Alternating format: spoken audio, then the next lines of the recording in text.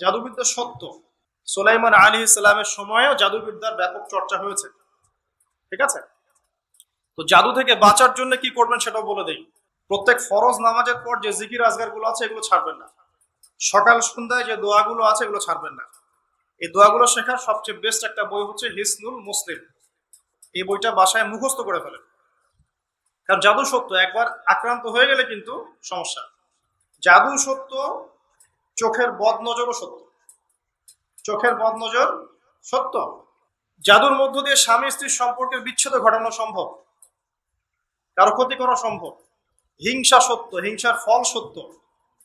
যে ব্যক্তি হিংসা করে তার আমল নামের নেকিগুলো এমন ভাবে পুড়ে যায়, ঠিক যেমন করে কাঠে আগুন দিলে কাঠ পুড়ে যায়। সবচেয়ে বেস্ট অপশন, যদি কিছু পারেন না পারেন, সকাল সন্ধ্যায় 3 বার করে সূরা ইখলাস, 3 বার সূরা ফালাক, 3 বার সূরা নাস পড়বেন, ইনশাআল্লাহ যথেষ্ট, ইনশাআল্লাহ। আর প্রত্যেক ফরজ নামাজের পরে আয়াতুল কুরসি, রাতের শোয়ার সময় আয়াতুল কুরসি এবং সূরা বাকারার শেষের 2 আয়াত বা 3 আয়াত, ইনশাআল্লাহ আপনি সেফ থাকবেন। তো এটাই জন্য বললাম যে এখন কিন্তু বাংলাদেশের প্রেক্ষাপটে জাদুবিদ্যার চর্চা হচ্ছে। দেখবেন তান্ত্রিক কবিরাজ অনেক বের হয়েছে, পোস্টারিং করে করে, মানে স্বামী স্ত্রীর বিচ্ছেদ করানো হয়, প্রেমের সম্পর্ক জোড়া লাগানো হয়, এই করা হয় সেই করা হয়, এগুলো ডেকে ডেকে মানুষকে এরা ইমান হারা করছে। কেউ যদি জাদু চর্চা করে নিঃসন্দেহে সে কাফের হয়ে যাবে। ইসলামের বিধান কিন্তু মৃত্যুদণ্ড। ইসলামিক খেলাফা যদি থাকতো, ইসলামিক যে শাসন যেটাকে বলা হয়, এখানে কিন্তু এই জাদুবিদ্যা চর্চার শাস্তি মৃত্যুদণ্ড। যাই হোক, এটার জন্য একটা বই সাজেস্ট করলাম, হিসনুল মুসলিম। তো ফিরআউনের এই যে বড় বড় জাদুকররা, তারা যখন লাঠি ছুঁড়ে মারলো সাপ হয়ে গেল, এবার মুসা আলাইহিস সালাম তার লাঠি ছুঁড়ে মারলেন, তার লাঠি এত বড় সাপ হয়ে গেল যে ওই সাপগুলোকে সে গিলে ফেলল। এই দৃশ্যটা দেখে এই জাদুকরদের সবাই তাৎক্ষণিক মুসলিম হয়ে গেল, তাৎক্ষণিক। তারা বলল যে ক্বালু আমান্না বিরাব্বি হারুন ওয়া মূসা, তারা বলে উঠলো সমস্বরে যে আমরা হারুন এবং মূসার রবের প্রতি ঈমান নিয়ে আসলাম। কারণ তারা তো সবচেয়ে বড় জাদুকর, তারা জানেন যে আসলে কোনটা জাদু আর কোনটা মুজিজা, তারা ভালো বুঝতে পারে। তো ফিরআউন এবার এখনো মানতে নারাজ। সে বলছে আচ্ছা, ইন্নাহু কাবীরুকুম, নিশ্চয়ই ওই মূসা তোমাদের বড় লিডার হবে। আল্লামাকুমুস সিহর, সে তোমাদেরকে জাদু শিখিয়েছে মনে হয়। ফিরআউন বলছে মূসা এবং হারুন সম্ভবত তোমাদের লিডার, সেই তোমাদেরকে জাদু শিখিয়েছে। নাউজুবিল্লাহ। তো এই জাদুকররা কিছুতেই আর ঈমান হারা হলো না।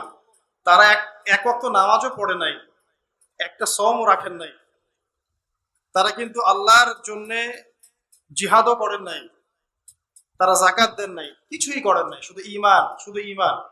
ঈমান আনার পরেই ফিরআউন তাদেরকে হত্যা করলো, ডান হাত বাম পা কেটে ফেললো এবং শুলে চড়িয়ে দিল। ইনশাআল্লাহ তারা জান্নাতে চলে গেলেন, শুধু ঈমান আনার কারণে, শুধু ঈমান আনা, খালেস ঈমান। ঈমানই সবচেয়ে বড় বিষয়। আমল করতে গিয়ে আমাদের মধ্যে ভুল ত্রুটি হতে পারে। এমনও হতে পারে কেউ সুদ খেয়ে ফেলছেন, কেউ জেনা করে ফেলছেন, স্পেশালি ইয়াং জেনারেশন, অ্যাফেয়ার, হারাম অ্যাফেয়ার, জেনা করে ফেলছে, বা বাধ্য হয়ে সে হারাম জব করছে, ঠিক আছে, মাদক দ্রব্য সেবন করেছে। এমন কোনো পাপ নাই সে করে নাই। যদি এমনও হয় তারপরে হতাশ হবেন না। আল্লাহ রাব্বুল আলামিন আপনার খালেস ঈমান যদি আপনি নিয়ে আসতে পারেন, তওবা করে ফিরে আসতে পারেন, আল্লাহ পাক মুহূর্তের মধ্যেই সমস্ত গুনাহ তো মাফ করে দিবেন ইনশাআল্লাহ, গুনাহগুলোকে নেকি দিয়ে পরিবর্তন করে দিবেন ইনশাআল্লাহ। সো আমি ইয়াং জেনারেশনকে রিকোয়েস্ট করবো যে হতাশ হবেন না। হতাশার কারণে তারা আজকে বিভিন্ন জায়গায় চলে যাচ্ছে, শুধু হতাশা। চাকরি নাই, হতাশ। গার্লফ্রেন্ডের সাথে বনিবনা হচ্ছে না, হতাশ। তারপরে বাসা থেকে প্রেশার দেওয়া হচ্ছে, হতাশ। কবে কামাই করবি, কবে খাওয়াবি, হতাশ। চাকরি একটা ভালো রেজাল্ট হচ্ছে না, হতাশ। মানে হতাশাই কিন্তু মূল কারণ। ফ্রাস্ট্রেটেড তারা লাইফটার প্রতি, দূর, লাইফে কিছুই করতে পারতেছে, চারদিক থেকে প্রেশার। তখন তারা হতাশ হয়ে বিভিন্ন খারাপ পথে পা বাড়াচ্ছে। তো হতাশা দূর করার জন্য একটা বিষয় যথেষ্ট, সেটা হলো আপনি আল কোরআনের কাছে আসেন এবং 5 ওয়াক্ত নামাজ মসজিদে আদায় করেন। ইনশাআল্লাহ দেখবেন হতাশা আপনার মন থেকে চলে যাবে। এবং ডেইলি জিকির আজগার গুলো নিয়মিত করেন, দেখবেন ইনশাআল্লাহ আপনার মনটা আল্লাহর নূর বা আলো দিয়ে পরিপূর্ণ থাকবে ইনশাআল্লাহ। আপনি হতাশ হবেন না। আর শয়তান তখনই সুযোগ নেবে আপনার কাছে যখন আপনি হতাশ হয়ে যাবেন। আপনি হতাশ হয়ে গেলে শয়তান আপনার কাছে সুযোগ নেবে, হতাশ হবেন না। তো আসুন সামনের দিকে যাই, যে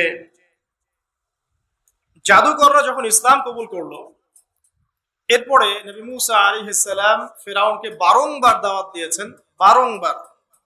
কতবার সেটা আল্লাহ ভালো জানেন। বারংবার তাকে দাওয়াত দিয়েছেন, ফিরআউন তার দাওয়াত কবুল করেনি।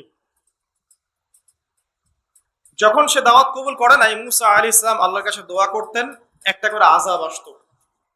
একবার ব্যাঙের আযাব আসলো, একবার উকুনের, একবার ধরেন যে আপনার প্লেগ বা মহামারী, একবার রক্তের আযাব, হ্যাঁ, একবার ওই যে ফড়িং এর আযাব, মানে বিভিন্ন আযাব আসতে থাকে।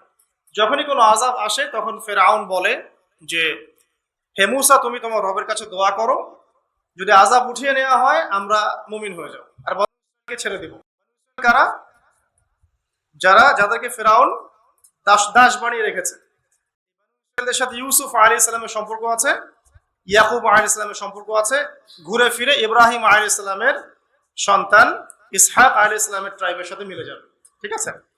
যখনই কোনো আযাব আসে তখন ফিরআউন মুসা আলাইহিস সালামকে বলে, তুমি জাস্ট দোয়া করো আল্লাহর কাছে, আল্লাহ যেন আযাব উঠিয়ে নেয়, আমরা মুমিন হয়ে যাব ইনশাআল্লাহ। কিন্তু যখনই মুসা আলাইহিস সালাম দোয়া করেন, আযাব উঠে যায়, ফিরআউন আবার সীমা লঙ্ঘন করা শুরু করে। এই সিলসিলা চলতে লাগলো, চলতে চলতে চলতে এমন এক পর্যায়ে আসলো যে ফিরআউন সিদ্ধান্ত নিল, ঠিক আছে, বনী ইসরাঈলকে আমরা সদল বলে শেষ করে ফেলব। কিভাবে? পরিকল্পনা করা হলো, ঠিক আছে, বনী ইসরাঈলকে আমরা ছেড়ে দেই, মুসা তাকে নিয়ে যাক, যখন তারা লোহিত সাগরে পৌঁছাবে আমরা পিছন দিক থেকে ধাওয়া করে ওদেরকে পিষে ফেলব। এই ঘটনা আপনারা সবাই জানেন, কিন্তু এর পরে যা হতে যাচ্ছে এটা সবাই হয়তো জানি না। এবার আসেন, মুসা আলাইহিস সালাম বনী ইসরাঈলকে নিয়ে যাচ্ছেন, সামনে লোহিত সাগর, পিছনে ফিরআউনের বাহিনী ধাওয়া করছে। উদ্দেশ্য মুসা এবং বনী ইসরাঈল সবাইকে একসাথে শেষ করে ফেলা।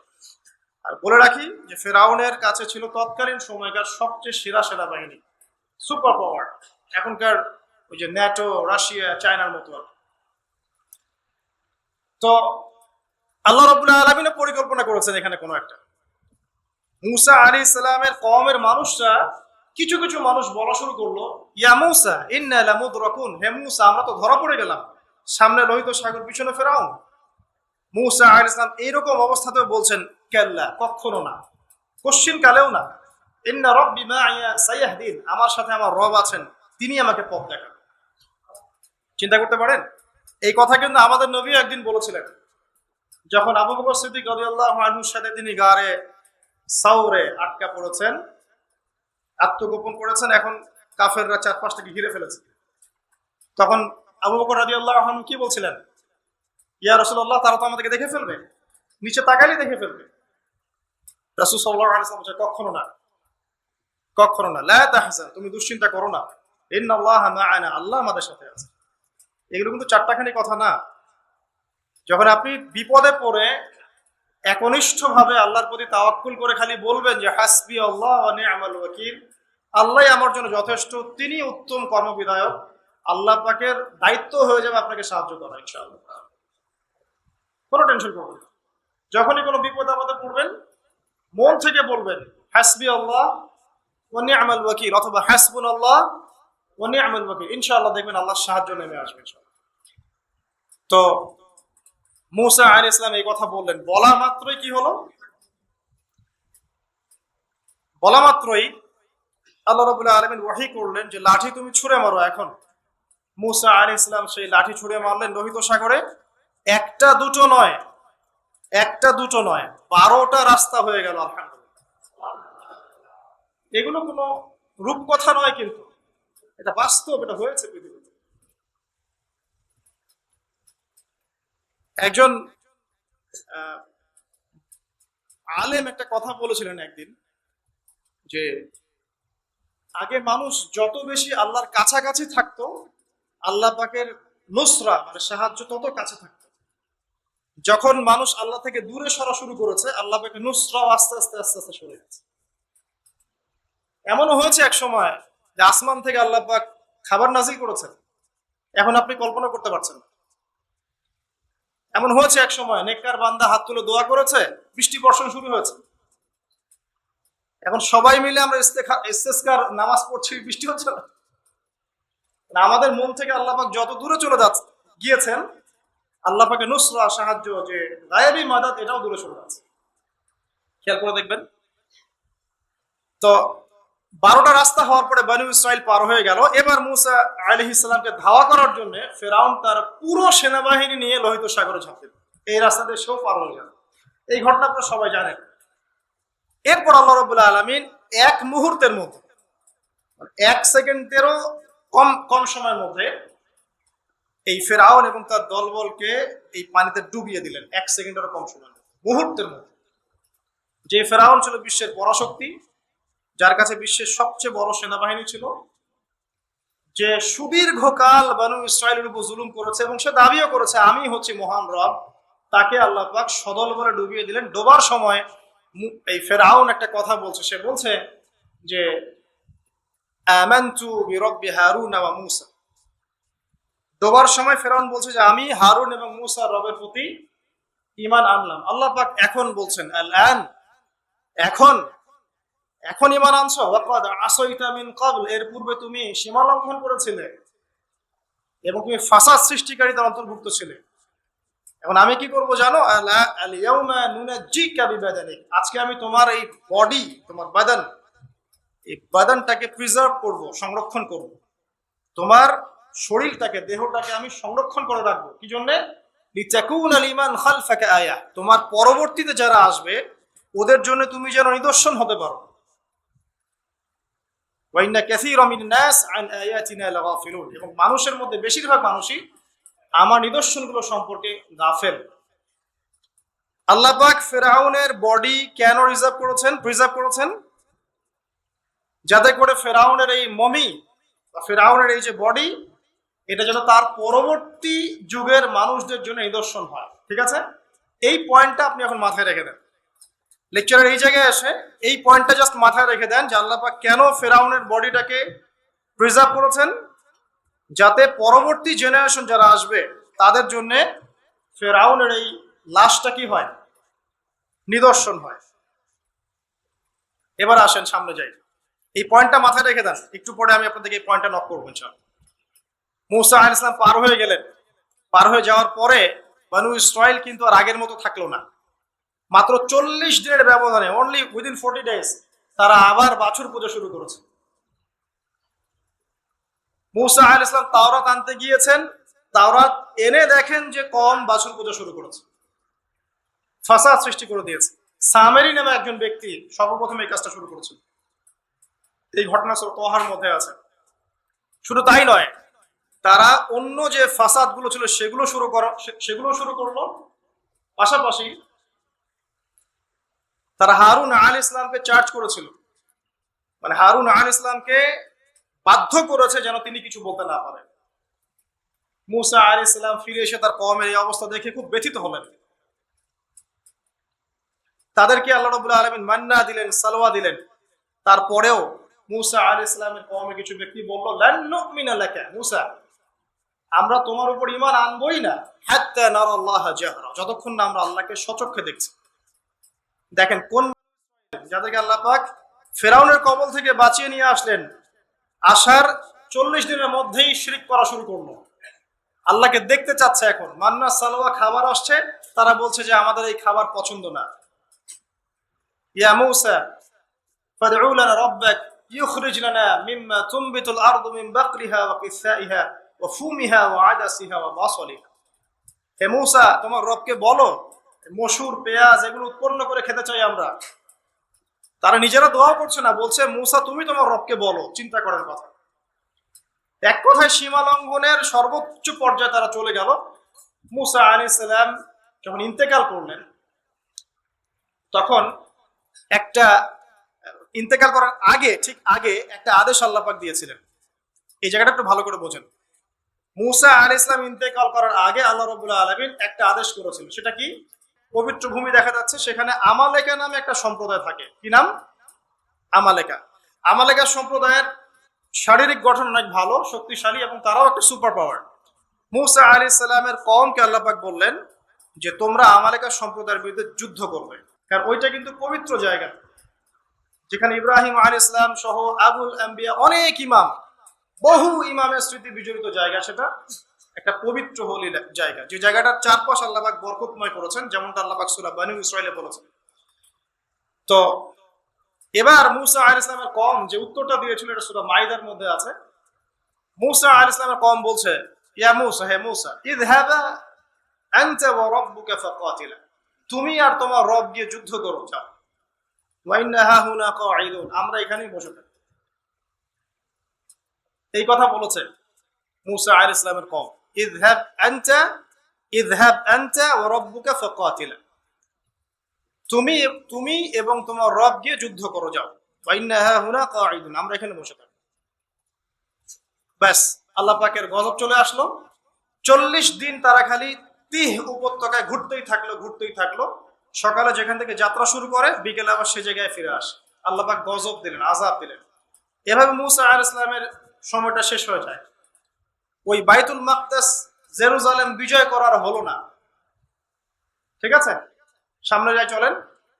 মূসা আলাইহিস সালামের পরে নবী হলেন ইউশা বিন নুন। কি নাম? ইউশা বিন নুন। ইউশা বিন নুন আলাইহিস সালামের সময় এই যুদ্ধ পরিচালিত হলো, এবং তিনি তালুতকে দায়িত্ব দিয়েছিলেন সেনাবাহিনীর, যিনি মাত্র 313 জন বা 317 জন সৈন্য নিয়ে আমালেকা সম্প্রদায়ের এগেইনস্টে যুদ্ধ করেছেন। আল্লাহ পাক পরীক্ষা করেছিলেন, এই নহর পার হতে হবে, যারা পানি খাবে তারা আর যুদ্ধ করতে পারবে না, এলিমিনেট। এরা পানি খাবে না, পরীক্ষা, পানিও খাওয়া যাবে না, শুধু এক গোরফা ব্যতীত, এক চুমুক ব্যতীত, তাদেরকে নিয়ে যুদ্ধ করতে হবে। বেশিরভাগই পানি খেয়ে ফেললো, 313 জন বা 17 জন তারা খায়নি। তাদেরকে নিয়ে ইউশা বিন নুন নেতৃত্বে তালুত যুদ্ধ করছেন জালুতের সাথে। জালুত হচ্ছে আমালেকা সম্প্রদায়ের সেনাপতি, বিশাল শক্তিশালী, একাই সে 100 জনের জন্য যথেষ্ট, এমন শক্তিশালী। এখন এই ইউশা বিন নুন আলাইহিস সালামের সেনাবাহিনীর মধ্যে দাউদ আলাইহিস সালাম, তালুতের সেনাবাহিনীর মধ্যে দাউদ আলাইহিস সালাম ছিলেন। তখন তিনি ছোট, বেশি বড় না, হয়তো 20 বছর বয়স হবে বা তার চেয়ে কম।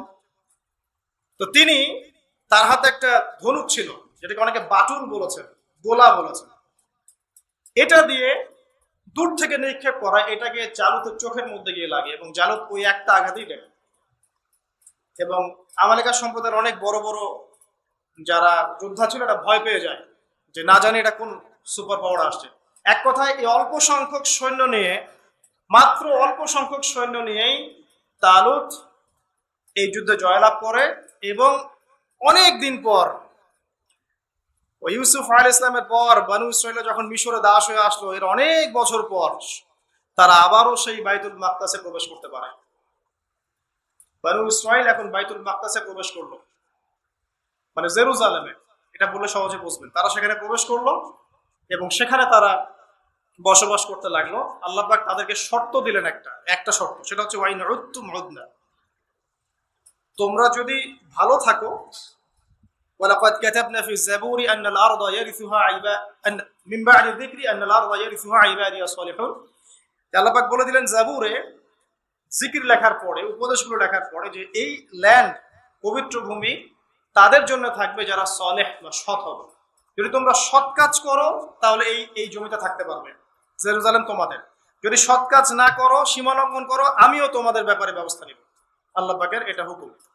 এরপর কিছুকাল তারা বেশ ভালোই ছিল, হঠাৎ করে তারা সীমা লঙ্ঘন শুরু করলো। সীমা লঙ্ঘন যখনই করেছে, আল্লাহ রাব্বুল আলামিন তাদেরকে পরাশক্তিদেরকে দিয়ে আক্রান্ত করে সেখান থেকে বের করে দিয়েছে।